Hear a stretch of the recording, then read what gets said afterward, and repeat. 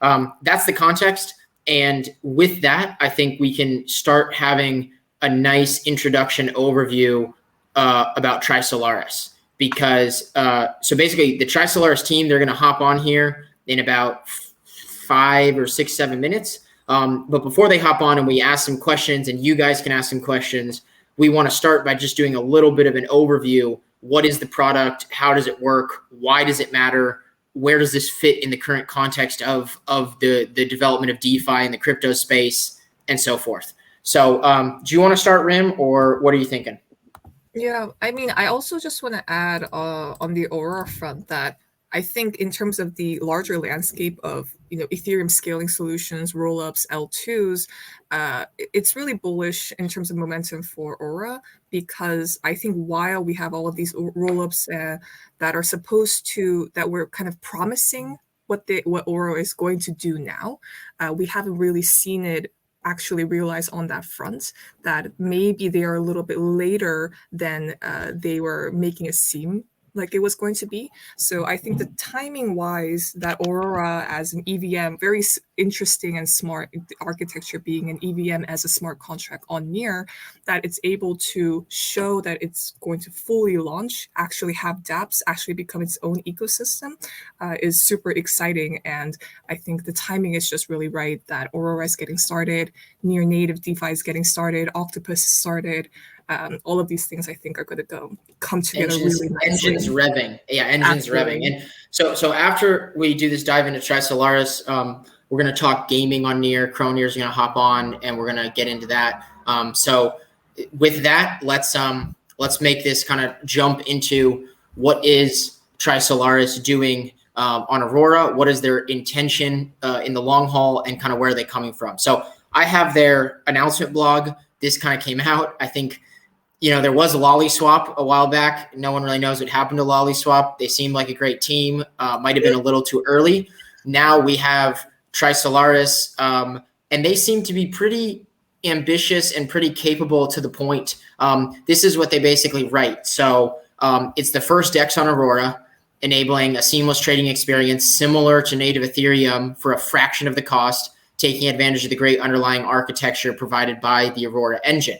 Now, this is where I think things get interesting for understanding the team behind Trisolaris, and kind of what their vision is, because they're really intentional about saying they're focusing on what they know best, which is DeFi and nothing else. And so here is a list of the problems. And Rim, I'm interested to see what you make of this. But DeFi is so young with many problems to solve, such as capital efficiency, on-chain order books, limit orders, proper liquidity incentives, and derivatives. We've made it our mission to solve problems in this space. What is your thoughts on that angle of just doing DeFi really well on Aurora? Yeah, I absolutely loved it. I remember reading this and then sending it to our group chat saying, I love these guys. Like, I don't know anything about them. They're also an anon team.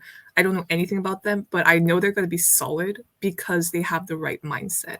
And this is not to belittle anyone else expanding their horizontal horizon on what DeFi can be, integrating with NFTs and whatnot. That's super interesting. And I think that's going to be something to look forward to.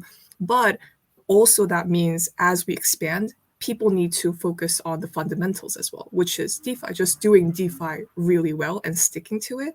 So I'm really happy that the first DEX and first almost dApp on Aurora are people who have this philosophy.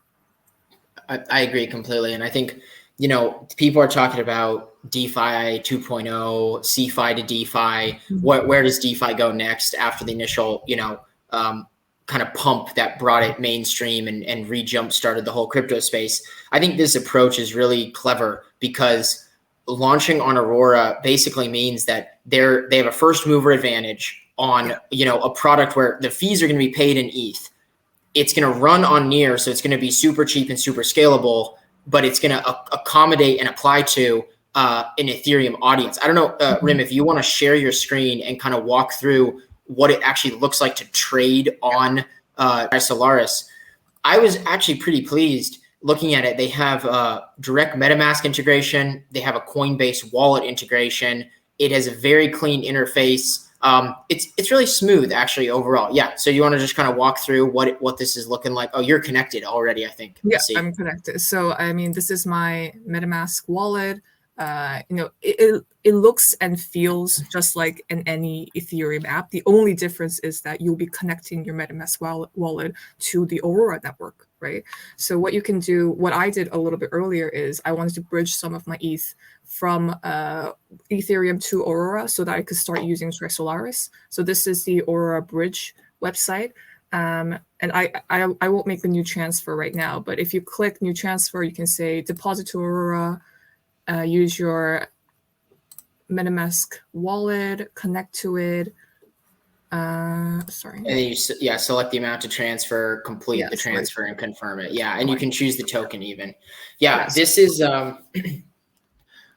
I think this is a great starting point. I think a lot of people have been asking for a long time. What are we? What is Aurora actually building? What does Aurora actually have on it? This is, it's in beta. I don't know. Is it live now? Do you know if it's live now? Yeah, it's mainnet.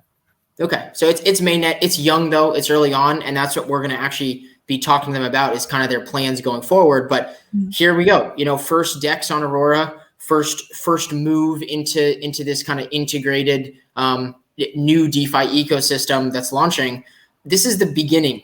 This is just the beginning of the whole ecosystem growth. I think it's going to be really cool. So let me go ahead. Like on top of, because we're talking about Aurora Bridge, I just want to give props to the team. I don't know if you tried out Arbitrum while it was when it first went live, and I saw the Arbitrum Bridge, and that this has nothing to do with the usability or how good the Arbitrum Bridge is, but it just looked, people on Twitter were saying it kind of looked like a scam page because the UI was just not there.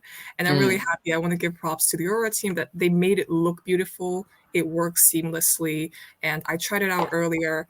It took just a minute to transfer from Ethereum to Near, and it cost me about $7 in gas. Right, that's so doable compared to what Ethereum can do in terms of gas fees.